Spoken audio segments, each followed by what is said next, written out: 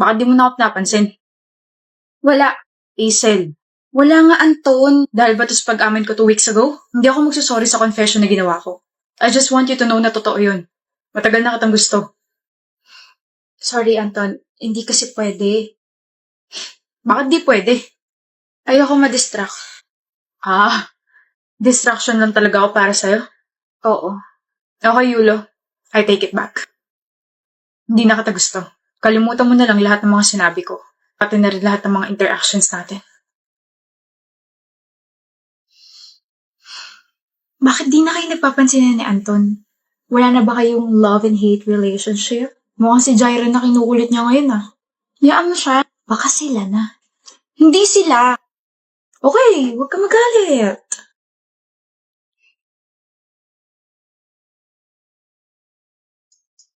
Hoy, congratulations, Hazel. Hoy, ako lang to. Ano ka ba? Yulo. Cruz. Hazel. Anton. Congrats sa mga awards mo. Tsaka, congrats ka sa graduate na tayo. Congrats din. Pwede na, ano? Pwede? Ano pwede? Hindi pwede noon dahil hindi pa tayo tapos mag-aral. Pero ngayong graduate na tayo, pwede na ba kitang kulitin ulit? Pwede na ba ulit akong umamin sa'yo? Pwede na ba kitang ligawan?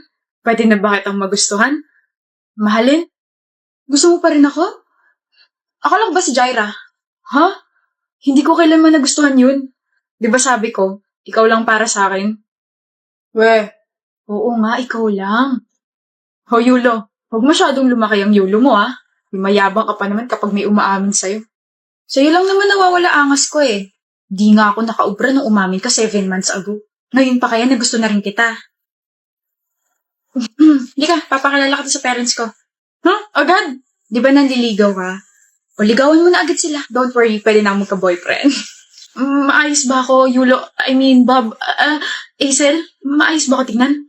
Maayos ka. Kaya halika na, Pogi. Time na para ma-intimidate ka sa kanila. Yulo naman! Hi, Lou. Bakit? Favor naman. Ano? Sabihin mo munang papayag ka. Sabihin mo muna kung ano yung kailangan mo bago ko sagutin kung papayag ba ako o hindi. Hirap naman ito. Ano ba kasi yun? Kaawaan mo sana ako. Jeannie? Bakit?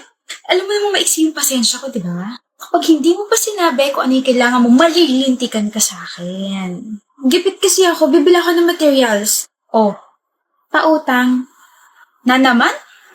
Kakautang mo lang last week Yan din yung rason mo, di ba? Nagastos ko na kasi sa boyfriend mo. Nagastos mo na sa boyfriend mo yung pinautang ko sa'yo last week. Paano mo nalaman? Paano ko nalaman? Sino ba naman tanga mag-IG story na nasa date at kasama ang boyfriend at nilagay sa caption, "Thank you sa pautang mo, my sugar friend ni Lou." Hindi ko pala na close friends yung story. Jeannie, bakit? Kaya kita pinapautang kasi palagi mo sinasabi na kailangan mo bumili ng materials para sa plates natin. Siyempre, ayoko naman na ikaw ay bumagsak at mapag-iwanan kasi nga sugar friendly mo ko. Tapos nakita ko yung IG story mo at doon ko napagtanto na sa dates niyo napupunta lahat ng pinapautang ko sa'yo. Pero hindi ako galit. Ano? Ibig sabihin ba pauutangin mo ko? Galit na galit lang. Uutang ka na naman? Di mo pa nga nababayaran yung 7 mo pang utang eh. Magkano na nga yun? 11,000. Binibigyan kita ng deadlines pero ano yung lagi mo sinasabi? Sa katapusan na. Gagraduate na tayo, wala pa rin yung pera. Baka naman. Galaw-galaw at baka ako naman yung matapos sa ginagawa mo. Lou, sorry. Huwag mo ako malulo at baka maluha ka sa akin kapag dinamanda kita. Huwag. Yung boyfriend ko kasi kung ano-ano hinihiling eh. Wala akong pake. Mabait naman ako, Chini. Pero sobra na kasi at sana magbayad ka na sa tamang oras. Ibalik mo na yung pera. I'm giving you 1 month. 1 month? Ang bilis naman. Saan ako kukuha na 11,000? Ewan ko. Sa boyfriend mo. Lu! 1 month. Kung wala pa rin, luluha ka na, luluhod ka pa. Here's my resume po. Nomi? Sit down. Nomi, ikaw ba yan? Shucks, ang swerte ko.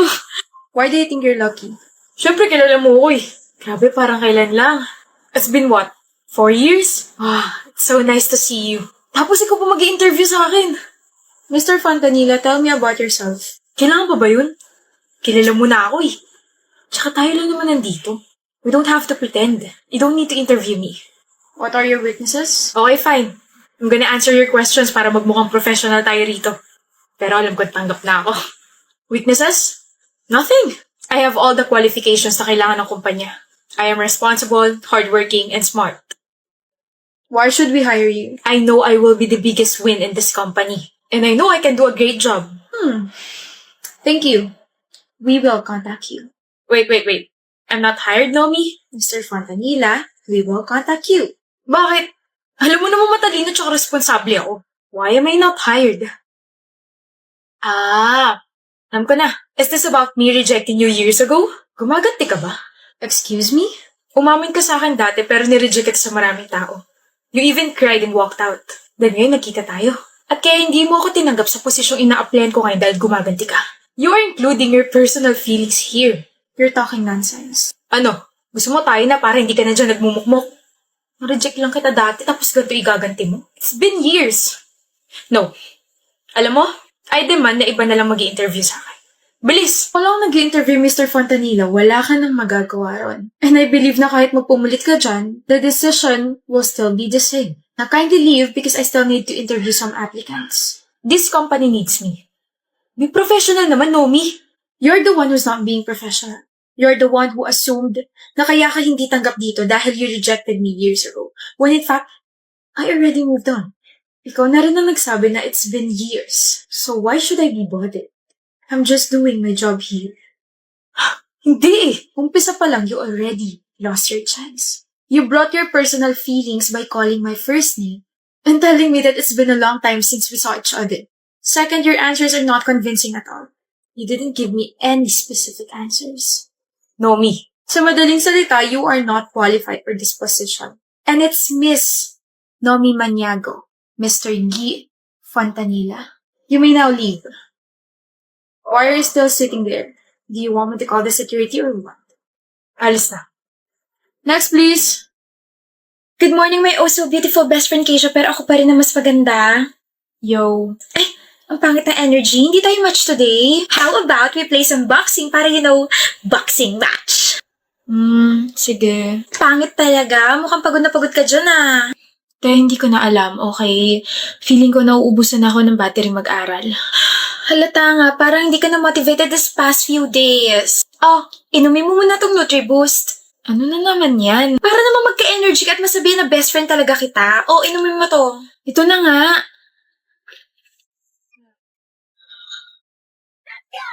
Our top one for this class is Keisha Diaz. Congratulations. Thank you po. Thank you, Keisha. Super nagets ko na yung lesson. You're welcome, Aaron. Next classmate, please. Keisha Diaz Valedictorian. Thank you, Rito BFF. Na-motivate ako bigla. Don't worry. I'll make you all proud. Hoy, ang bibig, Diyos ko, day. Sara mo nga, baka may pumasok na langaw. Ano tingin mo kay Adli? Si Adli? My gosh, don't tell me may gusto ka sa kanya. Ano nga tingin mo sa kanya? Tao.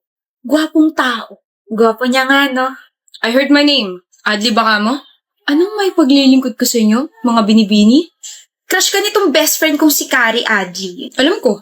Ay, Every time kasi na i-greet kita, napapanganga ka tsaka napapangiti. Anong pala kalakas appeal ko? ang gwapo Wala yun. ng mga forma mo. Ang gwapo ka ng mga forma mo. Crush ko yung style mo, Adli. Eh ako, yung ako mismo. Gwapo ba ako? Crush mo ba ako? Nakaka-conscious ka naman tumitig. Never ko pa naisip yung feelings ko for you kasi ang lagi ko napapansin is yung mga sinusuot mo. Ang galing mo magdala ng damit. Tapos bagay pa dyan sa buhok mo, sobrang fluffy. Yan, bukod doon, ang gwapo mo. Tapos ang lakas nga talaga ng appeal mo. Hindi ka lang din puro forma kasi matalino tsaka masipag ka. Di ba nasa dean's list ka? Nakakadagdag gwapings yun. Overall, Overall, gusto kita. shucks.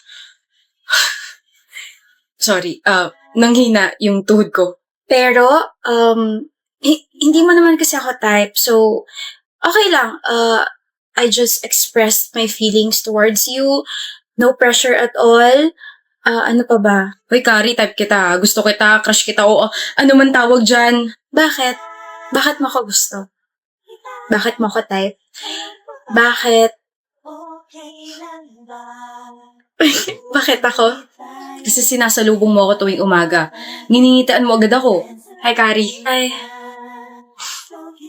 Hi, Kari. hi.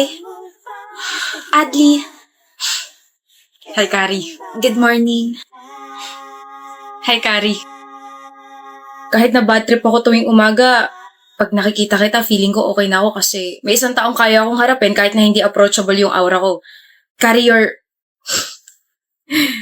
literally a walking ray of sunshine. May na-discover akong bagong cafe malapit dito sa school.